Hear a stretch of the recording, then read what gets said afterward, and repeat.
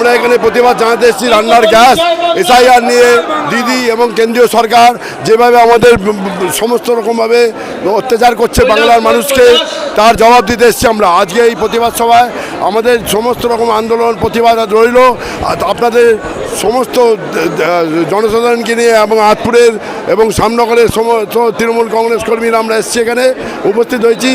আমাদের মোদিজি কালকে এসে বলে গেছেন বড় বড় ভাষণ, ওনার ভাষণ চলবে না, বাংলায় মমতা ব্যানার্জি আছে, থাকবে এবং চিরকাল থাকবে। মোদির কোনো কথা বাংলায় চলবে না। উনি এক বলে গেছেন, এক করেন, ওনার কথার কোনো দাম নেই, খালি ভাঁওতাবাজি ভাঁওতাবাজি ভাঁওতাবাজি।